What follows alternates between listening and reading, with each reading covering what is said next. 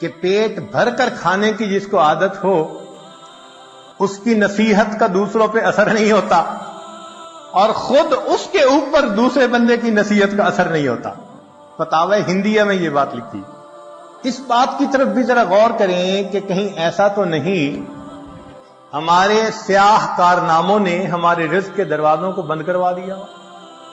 کیوں چھوٹی چھوٹی اس بات پہ کسی نے جادو کر دیا، کوئی جنات کا اثر، کوئی فلاں اثر، خام مخواہ عاملوں کے پیچھے بھاگتے پھرتے ہیں، ایمان خراب کرتے ہیں۔ اگر کمرے میں اندھیرا ہو تو انسان سوچتا ہے کہ کھڑکیاں دروازے بند ہیں، یہ نہیں کبھی سوچتا کہ کسی نے کوئی عمل کر دیا، کمرے میں اندھیرا ہو گیا۔ ایک کھڑکی کھولتا ہے، ادھر سے روشنی نہیں آ رہی، دوسری کھڑکی کھولتا ہے، تازہ ہوا نہیں آ رہی، دروازہ کھول دیتا ہے۔ ہم بھی سوچیں کہ ہمارے اوپر اگر یہ معاملہ ہے تو ان دروازوں کو کس چیز نے بند کیا، اور اب ان دروازوں کو ہم کیسے کھول سکتے ہیں؟ نکتے کی بات، تدبیر پیالہ ہے اور اللہ ہی دینے والا ہے۔ تدبیر پیالہ ہے اور اللہ ہی دینے والا ہے۔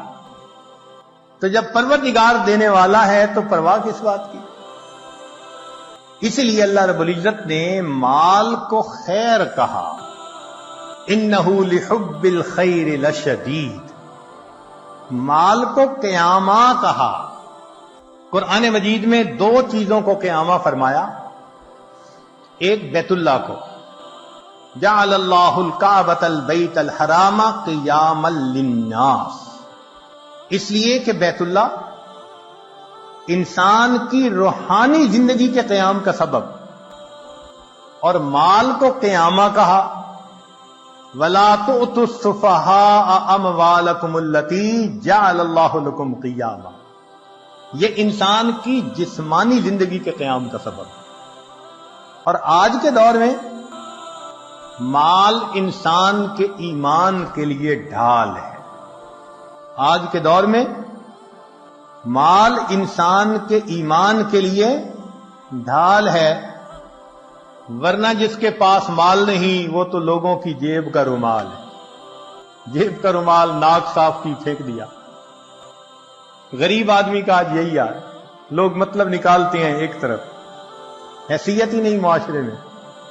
رزق کے معاملے میں دو باتیں اہم ہیں، ایک تو یہ کہ رزق بھی انسان کو تلاش کرتا ہے، موت بھی انسان کو تلاش کرتی ہے، مگر رزق موت سے زیادہ تیز رفتار ہے، موت سے پہلے بندے تک پہنچتا ہے۔ اور دوسری اہم بات کہ سود کا کام کرنے سے انسان اللہ کا دشمن بنتا ہے، اللہ سے جنگ کرتا ہے۔ جو چٹان سے سر مارے گا سر ہی پھوڑے گا، جو اللہ سے جنگ کرے گا اپنی تباہی کا خود ذمہ دار۔ ظاہر آنکھ کیوں دیکھتی ہے؟ بینک سے قرضہ لے لو، بزنس اچھا چلے گا۔ ان بینک کے قرضوں کے پیچھے ہم نے ہزاروں کو بینک رپٹ ہوتے ہوئے دیکھا ہے۔ تو سود کی وجہ سے مال کی برکت ختم، اور زکوٰۃ کے ادا کرنے سے مال کی برکت شروع۔ جس بندے نے زکوٰۃ نکالنی شروع کر دی اس کے مال میں اللہ نے برکت ڈالنی شروع کی۔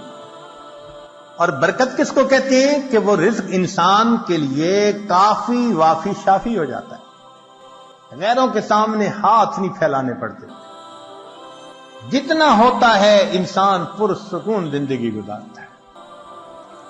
آج کے دور کا سب سے بڑا فتنہ یہی، یا لیت لنا مثل ما اوتی قارون، اے کاش ہمیں بھی وہ ملتا جو قارون کو ملا تھا۔